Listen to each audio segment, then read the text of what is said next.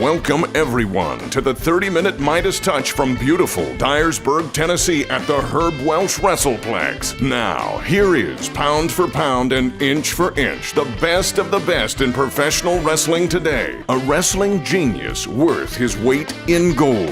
The Golden Boy, Greg Anthony. Ladies and gentlemen, welcome to the 30-minute Midas Touch. I am your host, the Golden Boy, Greg Anthony. And with me, as always, is my co-host, none other than Malice, Mark Tipton. Malice. Wow. Okay. Wow. I like that one. That's interesting. You caught me off guard with that one. That doesn't necessarily go with where I was going with this in this show, but it is. I guess it could, but it. Anyway, you threw me a curve there. Yeah. On this edition of the 30-minute Midas Touch podcast, I want to discuss, and we want to discuss a subject that, let me come at it this way. In our society, a popular thing to do is troll people. Whether it's on Twitter or Facebook or whatever it may be, on social media, people like to troll. And an example of one of the things that people do to troll people is they say witty things. An example of such a thing is the phrase, size matters. And we're going to take that phrase and discuss it within the realm of professional wrestling. In professional wrestling, does size matter? Absolutely. And and this is one of the things too, anyone that knows me personally, and for those of you who don't out there, I'm 5'8" on my best day. You know what I mean? I'm not a big guy. You understand? So I'm coming at it from an aspect of, yes, size does matter. The bigger, the better usually. The bigger guys draw more money. Because I myself went through kind of I wouldn't say an awakening, but I always wanted to be the main event guy, right? But I was 180 pounds. I was 170, 180 pounds. It wasn't until I put some weight on, and I was 210, 220, in that realm that the promoter started looking at me as maybe he could be a heavyweight because I was good enough. It wasn't a question of talent. I think it really was a question of size. So once I put on some weight and I got bigger, you know what I mean, then I was believable as a heavyweight and more believable against guys, even guys that were 250, 260 and 6'2". Because of my ability, I was able to transition and do that. And I think that's what professional wrestling we're talking about, because in professional wrestling, and it's something I've griped about on the show several times before is, we want heavyweight champions to be heavyweights. You know what I mean? I think that lends credibility to the business. If we go back to actual, if we have shoot weight classes, you know what I mean, then people will start to believe more in what we're doing. But now there's no actual weight classes. I don't even know if they call it a heavyweight title anymore in WWE. They just call it the championship. And because they know guys are 160, 170 pounds, Finn Balor size, wrestling for some of them. But I would much rather see a legitimate heavyweight. All right. Yeah. Well, you brought that up, and I started running through my head. It is the Universal Champion and the WWE Champion. There's no reference really made to the weight class at all. I guess some other promotions still do, but the WWE, for example, does not. I guess I want to play into one part in there. You mentioned, and I think of it from a fan perspective, as always, excuse me. And I remember I was a great fan of Monday Nitro. I've mentioned my admiration for WCW. One of the things I always noticed is, at one point they went to 3 hours, and it was to get ahead of Monday Night Raw. And we know all the things that went along with that. And so I would always tune in to watch that. And I usually stayed with Nitro for the most part.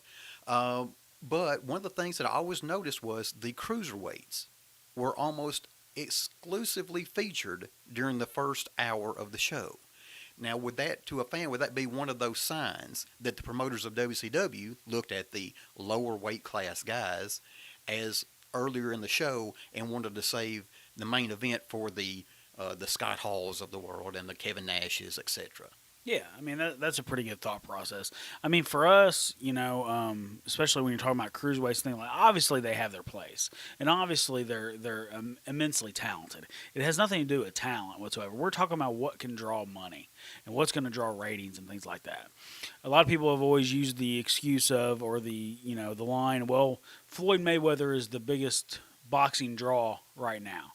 Like, okay, but if there was a legitimate heavyweight, in the heavyweight division that was someone of markability at all, then Money Mayweather wouldn't be that. You understand? Like, if we had a Mike Tyson of this era, there's no way that the Mayweather would be the top draw that he is. So he's a draw by default. You know what I mean? Like I said, there's guys that in the scheme of professional wrestling have transcended their size. Rey Mysterio obviously is the biggest thing. Every rule in professional wrestling has an exception. The exception to the size rule is Rey Mysterio. Because here's a guy who's 5'6", was 170, 180 pounds, but he was able to get over and make it believable, him wrestling guys much, much larger than he was. And it wasn't believable. I mean, it was believable and it wasn't phony. A lot of people, got behind it. So Rey Mysterio, like I said, is the exception to the rule. All right. As a quick tie-in on the Money Mayweather, we could say that although he is not a large individual, he does have a big mouth, and he does put it to work liberally and use it to promote himself heavily and make himself that kind of attraction. Is that fair to say? Yeah, absolutely. I mean, and that's what it's all about. It's all about, drawing the people and talking them into the building, as we said last week, I believe. So yeah, Money Mayweather is really good at running that mouth and creating that image of of what he is. But like I said, if there was someone equally as good to him in the heavyweight division, then we wouldn't be talking as much about him. You understand? Well, certainly. Even Mike Tyson now did some kind of and he and it was a tremendous successful night. Yeah. Even at his advanced age, he's still a draw just because of the fascination with him and the power he is. And I do like what you said. We were talking about drawing money was the phrase I believe you used. Ultimately, that's what I hope the listeners and everyone understands. It is not that the smaller wrestlers aren't working as hard or not as committed as any of the heavyweights or anything else. Sometimes I have to remind myself that pro wrestling is a kind of a meeting of art and business in my mind. Yeah. I think that's why sports and entertainment and there's a clash. And it's not that in all honesty, when I would watch Monday Nitro, that cruiserweight, that was my favorite hour of the 3 hours. My favorite hour was the cruiserweight hour. And over time I did find myself sneaking over to Raw because I had seen what I considered to be the best part of Monday Nitro anyway. The in-ring performances, to me, of the cruiserweights far surpassed the perfunctory spray paint at the end of every episode of Monday Night. Well, that's a good one. But also maybe you got to think of it too like this. Maybe you were drawn to the cruiserweights because that was the only place they were being featured, right? Because that was a huge issue too. Like that's what makes WCW so good. Yeah, the NWO, we talk about all that, but they capitalized on things that WWE wasn't capitalizing on. The fact that they had the cruiserweight division, all these guys from all across the world that had plied their trade for a decade, and all of a sudden they were all in the same place at the same time. We're talking about Chris Benoit and Eddie Guerrero and Chris Jericho and Ultimo Dragon and Juventud Guerrera, Rey Mysterio. I mean La Parka. I mean it just all those guys. Just like I said, had traveled the world, and all of a sudden you put them on live television, and they were doing something unique and different to the style that was used to in America. So it became this melting pot of lucha and British wrestling and Japanese wrestling and all that kind of stuff. Yes, Ultimo Dragon, or as the late great American Dream would say, Ultimo Dragon. I always look forward to hearing him say that. He always did such a good job of getting behind those guys, and I appreciated it. And I guess You mentioned there about things WWE wouldn't do. One of the things I guess we ought to do with on this is that Vincent Kennedy McMahon has, oft criticized as you're going to be when you're head of the preeminent organization. One of the criticisms often leveled at him is that he has and I'll use the term, big man fetish. I mean, that's a fair assumption. I mean, like I said, I remember in the early 2000s, the word around the campfire was, WWE had sent down word, hey, we're not hiring anyone under 6'2" barefoot, and then about a decade later, I'm at a strip club with Gerald Briscoe, and he confirms he confirms the same thing. He is asking me about guys. And he's like, "Yeah, are they at least 6'2" barefoot?" And I was like, "Yeah, they are." So it's one of those things that it actually exists, and I understand why it exists now. Back when I was younger, it bothered me too. Like, well, I could do that. I mean, why? I'm just as talented as them. But I had to realize it's not about that. It's about the visual and the overall. It's about our society in general, really. I mean, because we've had 100 years of these amazing heavyweights in wrestling and boxing and all that kind of stuff, bigger is always going to be better in most people's eyes. So, and we want people to come see professional wrestling, not necessarily that they're watching, their next door neighbor wrestle. There are obviously some people that, like we talked about, are the exceptions to that rule, like a Dusty Rhodes or a Mick Foley or someone like that. But for the most part, we want them to be a larger than life. Holy shit, look at that guy. You know what I mean? Stone Cold Steve Austin. If you saw Stone Cold Steve Austin walking through Walmart, you go, he's somebody. The Rock, same way. I mean, and those guys are 6'2", 250, 6'2", 260, shit like that. So, I mean, like I said, there's lots of exceptions to the rules, but it doesn't change the rule. Bigger's better. All right. I suppose if we could go through some examples. I guess we'll start with, to me, as soon as this subject came up, the first image that came to mind was the late, great Andre the Giant. If you look at someone like Andre, undoubtedly a draw, still talked about to this day. He gets HBO documentaries made about him. He's, famous well after his passing. He's well known. And ultimately, what was unique about him was his size. Yeah, absolutely. I mean, he was legitimately a giant, and the folklore around Andre the Giant is one of the most amazing things. Of drinking 150 beers in a setting with Ric Flair. Flair said he saw it. You know what I mean? And the picture, I don't know if you've seen the picture of him holding the beer can. Right. And it just disappears in his hand. Disappears in his hand, which is mind blowing, right? So stuff like that. But also, Andre, yes, he was a draw, but he also was never in a territory very long. He was only in for like a week, or something like that. So because they knew that if you saw a giant once a year, that was special. But if he was there all the time, it lost its luster. So he was really the first international star, you know what I mean? Because he was the first one that Vince McMahon Sr. goes, okay, you can't spend 6 months in the territory. You can't spend 3 years in Memphis. You know what I mean? That'll kill you. So I'll book you a week here and I'll book you a week there. And he traveled he made a lot of great money and he popped all the houses when he went there. You know what I mean? So he was the first one that actually like, oh yeah, they could do it like that. That's a business model for Andre.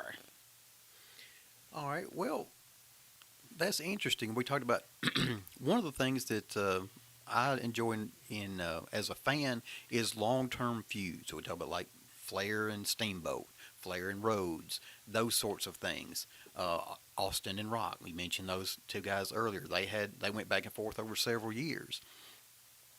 And you referred to Andre, and what you described to me is kind of an attraction, almost like the circus comes to town. I don't want that to be viewed negatively, but it's something that comes through, but is not there every week. If the circus was in town every week, it wouldn't be nearly as big of a deal, right, so to speak. Do you think that someone with that size and we could even bring the Big Show into this conversation at this. Do you think that perhaps a detriment of being of that size is that when you try to do a long-term series of matches with someone, it kind of works against you, and Yeah, it loses its value. right, And that's kind of been my thing with WWE too. Is like with the Big Show, like you said. I mean, those same principles we were using for Andre, as far as, well, he doesn't need to be seen that much. Only once a year for a week. In a certain territory. That kind of mindset should have been applied to how they booked the Big Show. You understand? Because if you see the Big Show every week on television, then it loses its luster, like we said. Because you're seeing the Giant every week. You understand? But imagine if he would have wrestled for, let's say, a year. And then they gave him a year off. Gave him a year off and let him maybe go to OVW or NXT or wherever it goes, and work house shows, maybe stuff like that, but kept him off television for a year. You know what I mean? And then he comes back. You know what I mean? Like, I think that would have been a much better way to use the Big Show over the course of his career, because what happens with when you WWE is a territory, no matter whether people want to admit it or not. It's just their territory is the entire world. Yeah, the world. the entire world. So, but the same principles of a territory still apply. So, in territories, there's very few guys that broke that 3-year max rule.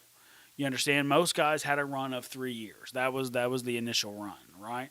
But when you look at like Jerry Lawler in Memphis, Bill Dundee in Memphis, Vern Gagne in Minnesota, when you start playing on some of those things, the special, those guys were special to those territories because they were able to still be relevant past those 3 years. But it's very few and far between. Think of all the wrestlers that came through Memphis, right?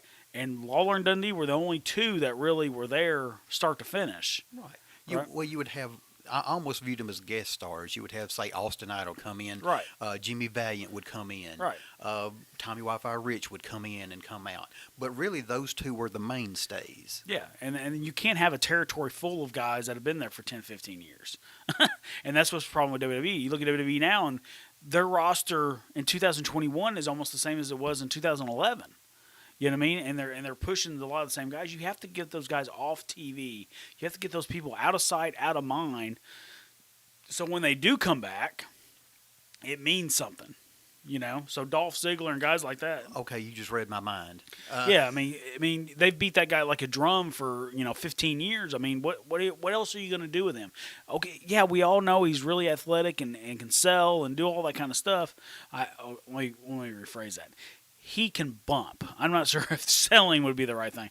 He bumps a lot more than he actually sells. But the thought process is, he's just been there too long, and people are tired of seeing it. I think, no matter how good his matches are.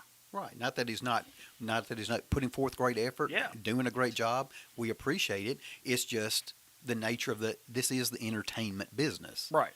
And, even great shows come to an end, barring the Simpsons or something like that. And now we're talking about cartoons. But I guess one of the things that came to mind as you were describing that in the business aspects of it, does that help explain why those larger athletes, say Andre, say Big Show, generally don't have championship runs?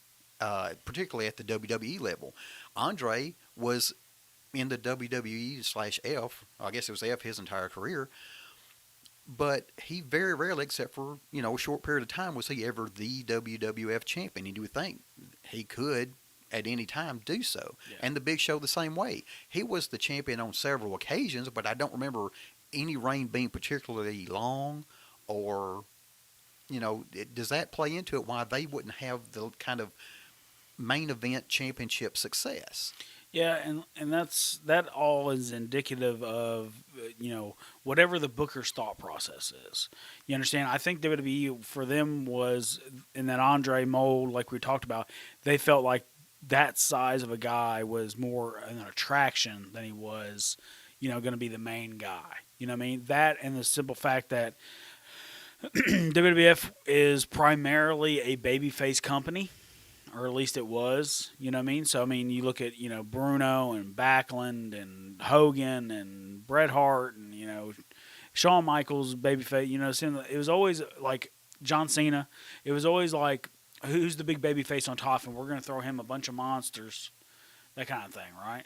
And he's got this hero has to overcome. I mean, which is great booking. You know what I mean? That's the way it should be. A lot of people, like obviously, like in the South, it's more heel based. It's more heel champion with the babyface chasing. You know what I mean? But either way works if you know what you're doing. Right. Yeah. Well, and that bleeds into something there. When I thought about this, as I was thinking about larger competitors and kind of things they face, I'll even bring in Kevin Nash here because I do recall he had a run as the WWF champion, but it is one of the most heavily criticized. I have heard him criticize his championship run heavily criticized. Obviously, he's 6'10". I believe he played basketball at the University of Tennessee. Mm-hmm. Obviously a large person, and he does have personality and all that. But even he did not have a great many championship runs, and the one he had was kind of criticized. Yeah, and I think that was more of a timing issue than it was him. You know what I mean? If he would have been champion, let's say if Kevin Nash had been champion, like in 1990 versus Hogan, and he had won the title, and Hogan had to chase him to win it back. I think business would have been a lot better. But we're talking about 95. During that era when he was champion, it's like, it wasn't a good time for business in general. It wasn't a good time for business in general. All business was down across the board. So, I mean, I really don't think you can fault Kevin Nash. Like I said, he he had personality, and he was a big guy, and he had a look to him, and he could talk. I mean, he had a lot of the tools. Yes, he was not Frank Gotch by any stretch of the imagination. But I mean, and this is why I tell my students too, we don't have to be able to do everything, but what you do, you must do well. And what Kevin Nash did, he did well. He did the sidewalk slam well. He did the squish in the corner well. He did the big boot well. You understand? He did the guy hit the ropes, and he gave him the big forearm as they came to him. All that kind of stuff looked good, and he did it well. Well, obviously, his size is very credible, and he did show himself he could be a draw as a part of the NWO. He was a focal point of it, along with Scott Hall and Hogan, obviously. And the NWO, we've discussed before, tremendously successful, made a lot of money, drew a lot of ratings. He was a key foundation part of it. But even then, it was really Hogan who was primarily the champion that represented at that time, and it really wasn't that. And they were the tag champs, right? And so he kind of found a place where he could go. Yeah. Well, this is a side note, but do you think one of the criticisms of the Big Show being a part of a weekly show is he kind of switched sides of the fence so often? Oh yeah, that it kind of lost. Yeah, it just became comical. How many times is Big Show going to turn between now and SummerSlam or whatever it was? I mean, it was just, anytime you turn, it should be for a reason, but it should also be that story needs to be told after the fact. So, you need to have something in place for, hey, this guy's going to go on a year heel run or whatever it is. But, like, they would just, okay, let's turn you. Let's flip you back. Let's do this. Let's do that. Now, I know I've said before, like I hate the term tweener. Like, there's babyface and there's heel. The only time you're a tweener is like when you're in the middle of turning one way or the other, and it's only very briefly. That is not your ultimate role as a tweener. When people say Stone Cold Steve Austin was a tweener, no, you dumb fuck. Stone Cold Steve Austin was a babyface. He was one of the biggest babyfaces. He had a moral code, and yes, he may have cussed and did this. He was an anti-hero, but at the same time, he was a babyface, right? So, in that same vein, with guys like the Big Show and stuff like that, so you want them, especially like a big heel like that. When he's a big heel, he needs to just motor through people. Now I think the Big Show really could have been like I said, not a tweener, but he could have been what I call like an oh shit wrestler, which means like you could have a guy in the ring and go, well, guess what? Now you're going to go one-on-one with this guy. And then the Big Show comes out and you go, well, it's the Big Show. And then all of a sudden you go, oh, shit. You know what I mean? No matter if the guy's heel or babyface or what, you're like, hey, he's in for an ass whooping now. You know what I mean? Like imagine if you only saw Big Show once every 3 months and it was in that kind of role. You know what I mean? How awesome would that be? And then after that year, eventually he come back and has a legitimate like heel run where he's just beating the living fuck out of everybody, right? And then he wins the title. And then it's like, oh, shit, this guy's unbeatable. You know what I mean? Like we talked about with, you know, The Hobbit and Smaug the Dragon. Exactly. Right? I mean, it looked insurmountable. It looked like there's no way they can defeat this dragon, right? So I mean, that's kind of the same thing. Like, how would you, if you build them up enough, it comes to the fact that people look at each other and go, I don't know how I can beat them. You know what I mean? How can they do it? You know, and that's what we want people to do. It's all about making people believe, whether it's for 10 seconds or 10 minutes or whatever the suspension of disbelief is. It's getting them in that mode to where, you know, they believe in what you're doing. So when, for instance, when we talk about bigger is better, that's what we're saying. We're lending credibility to the business itself because this is supposed to be a combat sport, right? Like Bill Watts, for instance. You know, a lot of people, you know, Bill Watts, you know, he's a huge champion of the African American community and race relations and things like that. And he was, but the reason that he put JYD on top, the reason he put Ron Simmons on top was because when you looked at other sports, African Americans were dominating every sport. So why wouldn't they dominate professional wrestling? So Right. to him, it was a credibility standpoint of, hey, you know, we're just as credible as all these other sports. Look who are, you know, this is, you know, Ron Simmons is one of the greatest defensive football players in college history, and now he's our world champion. Right. Well, and there you go. Credibility. I would say that goes for JYD as well. Both two, you know, very impressive, believable, credible, however you want to say it. And having them at the top of the card would, you know, I wouldn't have batted an eye. Right.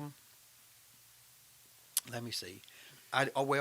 Quickly, you mentioned the oh crap moment is the way I'll phrase it. I would be failing as a fan if I did not slip this in because when you said that, the name that came to my mind was The Undertaker. Obviously, a very large individual. He was in that 6'9", 6'10" area, well over 300 pounds. And I remember finally an era on SmackDown when he was often used in that role. Yeah. I remember the general manager, Teddy Long. Very often, you know, someone would do something and really get under Teddy Long's skin, and he would come out and announce that tonight you're going 1-on-1 with the Undertaker. Right. And Undertaker, if we're going to talk about size matters, one of the best. I'm going to say this, and I don't know that you'd argue, one of the best big men in professional wrestling history. Yeah, absolutely. Not just one of the best big men in professional wrestling history, but one of the best gimmicks in history. You know what I mean? Like there's no one else alive, dead, or otherwise that could have got The Undertaker over like he did. I truly believe that. And so, yeah, size. But here's a good example. I'm glad you brought this up. Would The Undertaker have had the successful run he had if he was 5'10"? No. I have to sheepishly say no, he would not. Yeah, exactly. I mean, and that's not, like I said, that's not like knock against people that are 5'10". I wish I was 5'10". But the fact of the matter is, it matters. You understand? And if The Undertaker would have walked in at 5'10" and people were supposed to be scared of him, you understand, it never would have worked. Like years ago, I was booking for a company here locally, and someone said, "Hey, I got this guy. He does a Michael Myers gimmick." Right? I was like, "Oh, it's cool, you know. Bring him down." Sure enough, the guy comes in. He's 5'6". You know, I'm like, "You can't." What? I was confused. I was like, "How do you actually think this is believable for you to come out?" It's almost comical. What do they put? You know, Michael Myers in the dryer and shrink him? You know what I mean? Like it was just. The thought process was, and that's what I'm saying. The thought process in wrestling nowadays is, It doesn't matter how big you are. It doesn't matter how strong you are. It doesn't matter how athletic you are. It doesn't matter how, whatever it is. Like, everyone can do this. Come on, everybody, become a professional wrestler. It takes no psychology whatsoever, as Kenny Omega says. I want to quickly move away from Kenny Omega after watching this week's AEW. In any event, what I would like to turn to is, very quickly, in the case of The Undertaker, you mentioned, because really you mentioned Michael Myers. He was presented to us as a literal monster. He was a zombie, essentially. Right. And well, he was just, and let's get that. Even though they called him the Dead Man and stuff like that, I don't think it was a thing of, okay, he's an actual literal zombie. You understand? I think it was more of a thing of, well, this is a guy that obviously is into the dead and the occult and things like that, and that's a scary thing for, like me. I was 9 at the time. You know what I mean? So to me, that was kind of jaw dropping because I never seen anything like that before. So, what does he do? Does he worship Satan? Is he, what is he, what is he trying to? I didn't know. He has unearthly powers. He has unearthly powers from. Is he using some kind of Ouija board for this? I didn't know. Right. Well, we had the urn and Paul Bearer. Very quickly, if I could, I would like to just maybe in a little bit of balance here. I would like to mention smaller guys who made their size work for them and help make them successful. And you've already mentioned the 2 names that I had written down and I wanted to discuss here. The first one being Rey Mysterio, and the second being Superstar Bill Dundee. Those are 2 guys, neither of whom are going to, wow you with their physicality because they're both, smaller guys. But both of them kind of took that and kind of made it a part of their presentation, and it was part of their ultimate success, in my opinion. Do you agree? Oh, absolutely. And that's kind of thing too with myself. Like, I've tried, to be the Hulk Hogan type babyface or the Superman-esque kind of thing, but like that doesn't work for me as a babyface. You understand? I have to be that underdog. Size matters. Getting my ass kicked by the bigger guy, like, because most everyone I wrestle is bigger than me in some way, shape, or fashion. Whether they're taller or bigger overall. But so that has to become part of who I am and what I've done. All right, and really, those 2 guys, and I see we're getting close on time, but very quickly, I would just say, hey, those 2 guys had a built-in storyline for any kind of feud or whatever you put them with. It was the ultimate David and Goliath situation. Yeah. Because ultimately, whenever they come on with those guys, the size, this old guy, I'll beat him easy and move up the ranks. And they became David versus Goliath. It was just a consistent story that the crowd, I can't tell you the number of times I watched Rey Mysterio wrestle Kane, and it was entirely credible, and I loved it every time. I watched it I don't know how many times. Yeah, and that's the thing, too, with not only is it credible, but like it actually lends to how well those guys are able to do what they do. You understand? Like, not everyone can, and that's what we talk about. Rey Mysterio is the exception to the rule. You understand? So the fact that Rey Mysterio at 5'6", 7", maybe, whatever he was able to globally be a believable in the heavyweight division against Kane and Undertaker and Big Show and all these guys. It just lends to him and his ability. All right. And would it be fair to say that because of what those guys did, they helped the guy they were working with be more successful and more popular with the audience, or get, if in the case of a heel, be more successful and get over with the crowd, so to speak? Yeah, absolutely. And I heard Shawn Michaels say this before too. He said when it's that big guy versus that little guy like that, it's the easiest thing because the story's already told. Like, people see it. You understand? And that's what we're talking about. Like, visually, you see a guy that's 7 foot tall versus a guy that's, 5'10". You're gonna go, I don't know about this. This guy's got an uphill battle no matter what, right? And the story's already told before you lock up or do anything. that story's already there, and that's already ingrained in people's minds with things like David versus Goliath and things like that. So here we are. We are never going to be exactly on 30 minutes. We're a little over this time. We're not as bad over as we were last week, I think. But for myself, the Golden Boy Greg Anthony, and for my co-host, Malice, Mark Tipton, which Malice was the Wall. Remember the Wall? Oh. So the big guy. See, you gotta. I apologize. That one went past me. Yeah. Malice, Mark Tipton. Thank you and goodbye.